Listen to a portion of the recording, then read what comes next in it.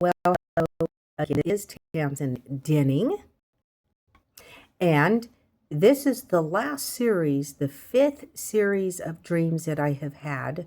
Well, the fifth dream in the series of dreams that the Lord had given me throughout the years, starting in 2020, of concerning babies feeding food meat. Okay, so this one I recently had actually in 2025. And the first one started in 2020. And so the Lord is continually confirming to us our call and how to feed the people and the variety of people that we have and how they will receive feeding and the word and on and on. So I'll get right into this dream. And this dream is going to be called Feast or Famine. Feast or Famine. So anyways, I had just had this dream in actually December of 2025. And I'll just put it out real quick. My husband and I were in a building which is pertaining to this church. And we were up and down many, many flights of stairs. And there were people on different levels. So we were going from the first to the second to the third. There were several layers in this building, several different stories. And it was just him and I running up and down these stairs as if we were all by ourselves running around. There were others trying to help us, but Marshall and I, for the most part, were going up and down to the top flight and everything. And there were different, like I said, people on different levels, and we were trying to feed them and bring them food on their level. So how many of us know you have to feed the people on their level where they're at? Sometimes we just think that everybody is going to be fed a certain way, but you have babes, you have those who are more mature, and people that are going to be able to eat more. So in this particular dream, we were running up and down the stairs, and one of our elders here, he went down to try to help us, and he's coming up the stairs with a very large platter of meat, and he had it sliced up very, very thin, like almost paper thin.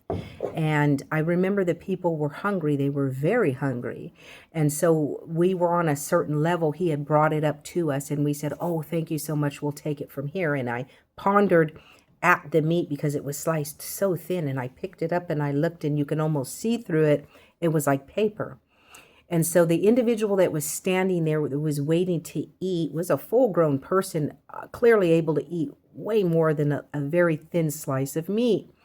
And so I served the meat to the individual, and they ate it up very, very, it was like they were really, really hungry, but they can only eat it very slowly. And I was wondering, they should be able to eat that faster, and they should be able to eat more. I know that this person is very hungry. So this is speaking to me to say that there are some that may be full grown, and they can only take a certain amount at a time and digest it, to their ability to digest that word. And sometimes if we give them too much meat and it's too deep and it's too much for them to chew on, they can't digest it. And so this individual was taking in just the amount that they can digest and just the amount that they can eat. Although they were clearly hungry, this is all that they can take in.